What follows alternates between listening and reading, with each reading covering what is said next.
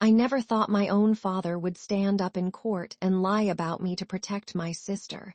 But that's exactly what happened when she sued me for $28,000 she claimed I stole from our family business. The worst part? He knew she was lying. My name is Jake, and 18 months ago I was sitting in a courtroom in downtown Denver, watching my dad choose my sister Ashley over the truth.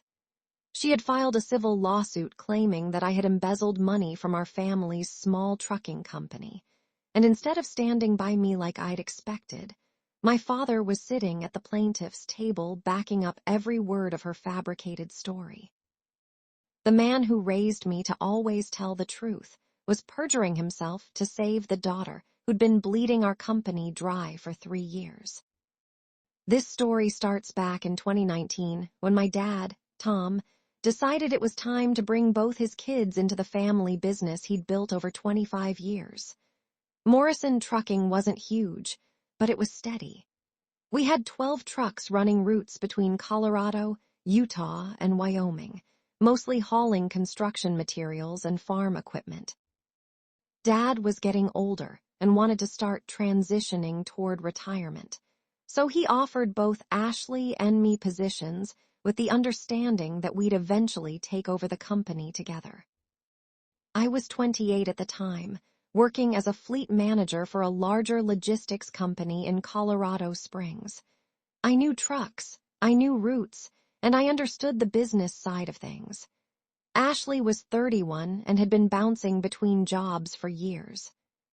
She'd been a real estate agent for 6 months before quitting, tried working at a marketing agency for less than a year, and most recently had been doing some kind of social media consulting that seemed to mostly involve posting inspirational quotes on Instagram. Dad was adamant that family came first, though. "Blood is thicker than water," he'd always say. "When I'm gone, you two will only have each other." So despite my reservations about Ashley's work history, I agreed to join the company as operations manager while she took on the role of business development and client relations. The first year actually went okay.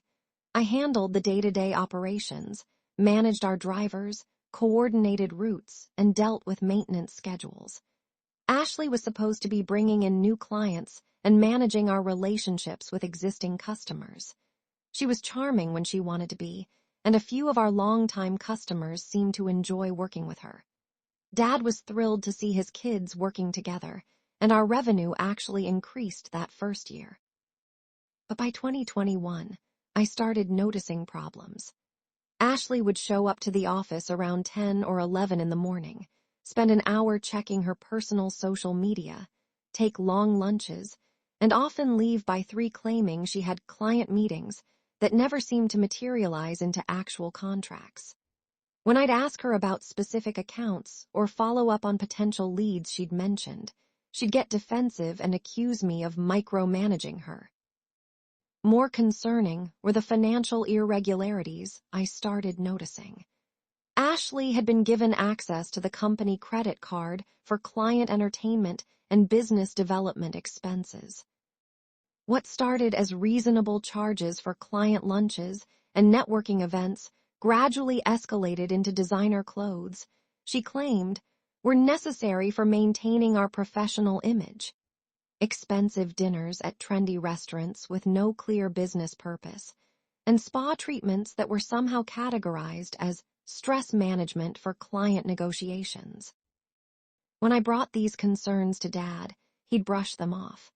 "Ashley's always been high maintenance," he'd say. "She's bringing in clients, so if she needs to look the part, that's just the cost of doing business." But the clients she was supposedly wooing never seemed to sign contracts, and the existing relationships she was managing weren't generating any more revenue than they had before she took them over. The breaking point came in March 2022. I was reviewing our quarterly expenses and noticed that Ashley had charged nearly $4,000 to the company card in February alone.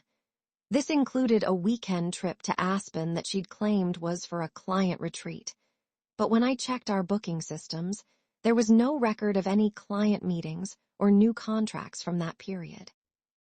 There was also a $1,500 shopping spree at Cherry Creek Mall that was labeled as professional wardrobe expansion.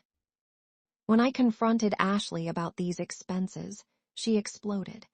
She accused me of being jealous of her success, said I was trying to sabotage her career, and claimed that I didn't understand modern business development. "This isn't the 1990s, Jake," she screamed. "Building relationships requires investment. You can't just expect clients to sign contracts because you showed up in a dirty work shirt." That's when she played her trump card. She went to Dad and told him I was trying to push her out of the company because I wanted to inherit the whole business myself. She painted me as the scheming younger brother who was jealous of her natural sales ability and threatened by her success with clients.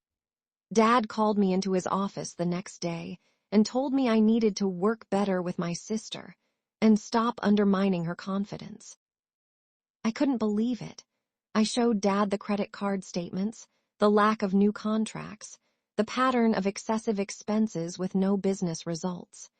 But Ashley had gotten to him first, and she'd always been his favorite. She was the firstborn, the one he'd hoped would be interested in the business back when she was younger, and now she was finally showing that interest. He wanted so badly for it to work that he was willing to ignore the obvious problems. Over the next 6 months, things got worse. Ashley's expenses continued to climb while her actual business results remained non-existent. She started missing important client calls, showing up late to meetings I'd scheduled, and generally treating the company like her personal ATM. But every time I tried to address it, she'd run to Dad with some story about how I was creating a hostile work environment. The final straw came in September 2022. One of our biggest clients, Mountain West Construction, called to complain that Ashley had been no-show to 3 consecutive meetings and hadn't returned their calls for 2 weeks. They were threatening to take their business elsewhere, which would have cost us nearly $60,000 in annual revenue.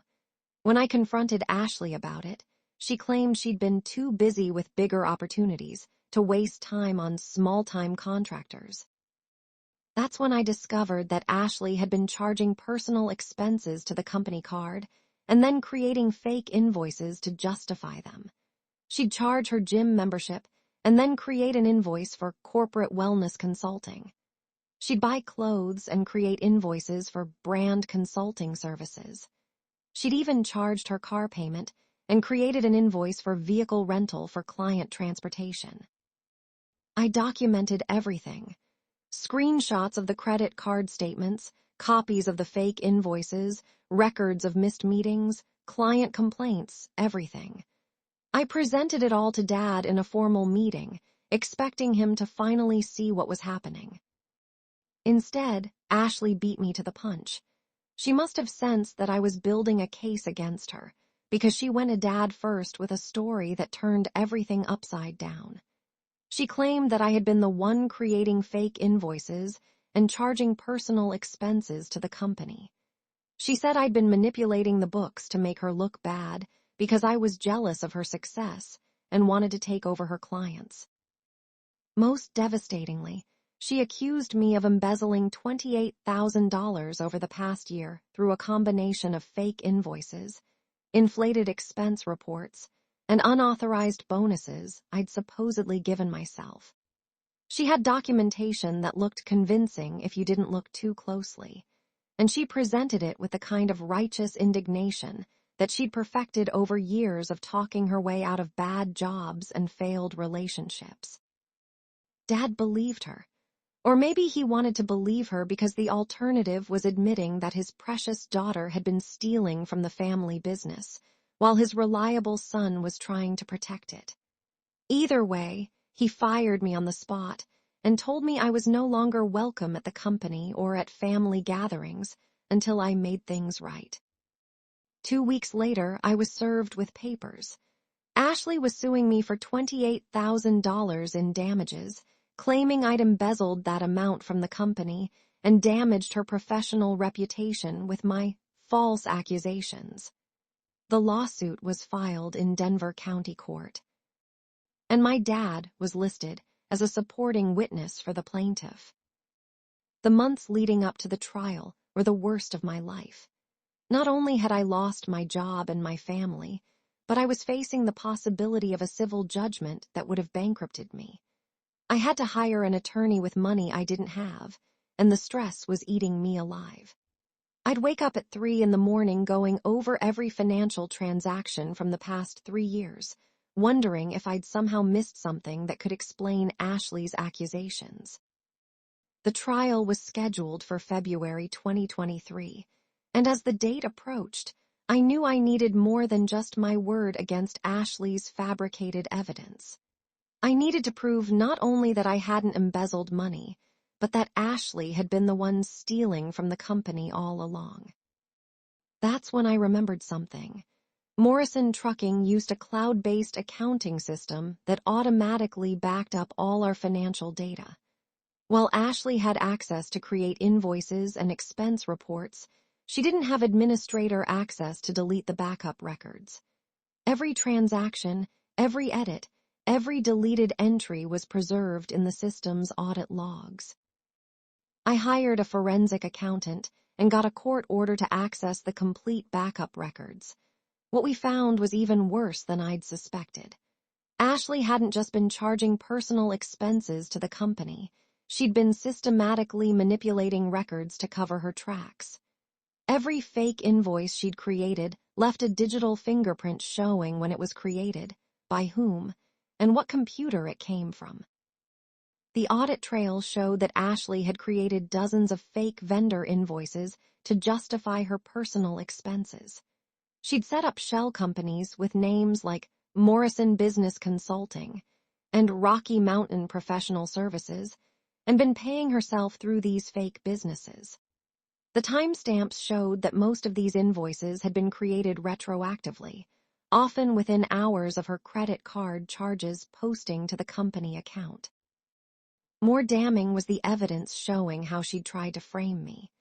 The documents she'd presented as proof of my supposed embezzlement had all been created in the 2 weeks before she filed her accusations, and the computer logs showed they'd been created from her personal laptop using her login credentials. She'd literally fabricated evidence of my guilt while destroying evidence of her own theft. But I still needed to prove my case in court, and I knew Ashley would be convincing on the witness stand. She'd always been good at playing the victim, and she'd had months to perfect her story. I needed more than just computer records. That's when I reached out to our clients and vendors directly. I hired a private investigator to track down every person and company that Ashley claimed to have done business with over the past 3 years. What we found was that most of her supposed client meetings and business development activities were complete fiction. The spa treatments she'd charged as stress management for client negotiations. The spa had no record of any business meetings or client entertainment at their facility. The expensive dinners she'd claimed were client meetings. The restaurants confirmed that she'd been dining alone or with friends, never with anyone connected to our business. The weekend trip to Aspen for a client retreat. She'd gone with her boyfriend, and they'd spent the entire time skiing and shopping. Most importantly, several of our actual clients were willing to testify about Ashley's unprofessional behavior and how it had hurt our business relationships. Mountain West Construction agreed to appear as a witness to discuss how Ashley's negligence had nearly cost us their contract. The trial began on February 14, 2023, and Ashley came prepared for battle. She wore a conservative business suit and had coached herself to appear professional and hurt by her brother's supposed betrayal. Her opening statement painted me as a jealous sibling who'd been embezzling money and trying to destroy her career to eliminate competition for Dad's inheritance. When Dad took the stand to support her story, it was the most painful moment of my life. This man who taught me the importance of honesty and integrity was lying under oath to protect my sister. He testified that Ashley had always been trustworthy with money, that her business development work had been valuable to the company, and that he'd noticed suspicious financial activity that he now believed was connected to my actions. Watching him lie for Ashley while throwing me under the bus was heartbreaking, but I also noticed something in his demeanor that gave me hope. He wouldn't make eye contact with me, he was fidgeting with his hands, and his voice was shaky. He looked like a man who knew he was doing something wrong but felt trapped into doing it anyway. Ashley's testimony was smooth and practiced. She presented her fabricated evidence with confidence, described my supposed crimes in detail, and even managed to shed a few tears when talking about how betrayed she felt by her little brother's actions. If I hadn't known the truth, I might have believed her myself. But then it was our turn to present evidence, and everything fell apart for Ashley's case. My forensic accountant took the stand and methodically walked through the audit logs, showing exactly when and how Ashley had created her fake invoices. The timestamps were damning, proving that she'd created most of her evidence against me after she'd already started stealing from the company.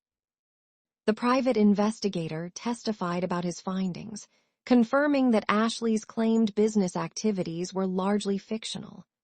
Restaurant receipts, spa records, and hotel bookings all contradicted her stories about client entertainment and business development work. But the most devastating moment came when we presented evidence of Ashley's previous employment history. Through court-ordered discovery, we'd obtained records from her previous jobs showing a pattern of financial irregularities and early terminations. She'd been fired from the real estate agency for misusing client funds, terminated from the marketing company for excessive personal expenses, and her social media consulting had ended when clients discovered she was billing them for work she'd never performed. The pattern was clear. Ashley didn't just steal from our family business. She'd been doing this for years at every job she'd held. She wasn't just unreliable. She was a serial embezzler who'd finally targeted her own family. When Ashley was recalled for cross-examination, she crumbled under pressure.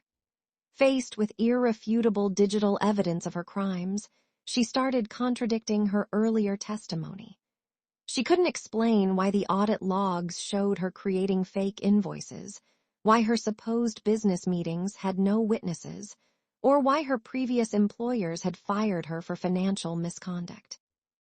The most dramatic moment came when my attorney presented her with printouts of the fake invoices she'd created, complete with timestamps and computer identification data. "Ms. Morrison," he said, "can you explain why these invoices allegedly proving your brother's guilt were all created on your personal computer in the 2 weeks before you filed your accusations?" Ashley stammered something about computer glitches and confused dates, but it was obvious she was caught. The judge looked disgusted, and I could see Dad sinking lower in his seat as he realized what Ashley had done and what he'd helped her try to accomplish. The verdict was swift and decisive. Not only did the judge dismiss Ashley's lawsuit entirely, but he referred the case to the district attorney for potential criminal charges. Ashley was found liable for the $28,000 she'd actually stolen from the company, plus legal fees and court costs.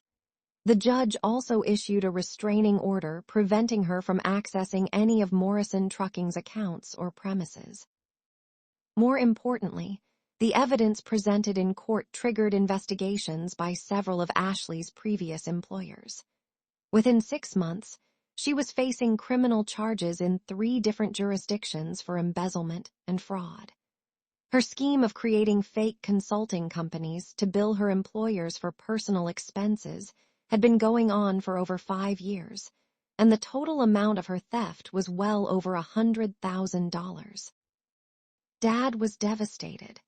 Not only had he lost his daughter to her own greed and criminal behavior, but he damaged his relationship with his son by choosing to believe her lies and even support them in court.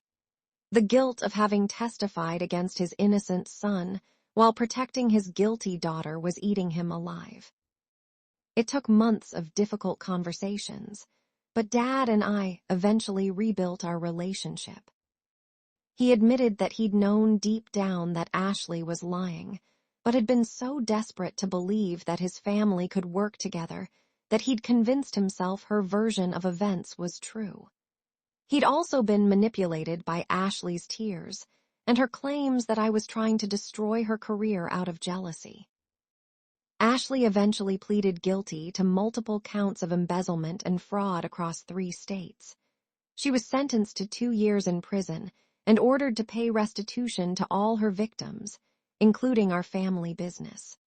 Last I heard, she was working at a call center in Oklahoma, still struggling to pay back the money she stole and still blaming everyone but herself for the consequences of her actions.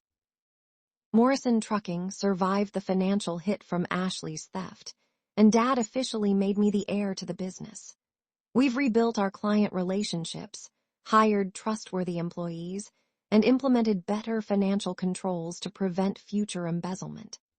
The company is actually doing better now than it was before Ashley's involvement, partly because we're not hemorrhaging money through fake expenses, and partly because our clients know they can trust us again.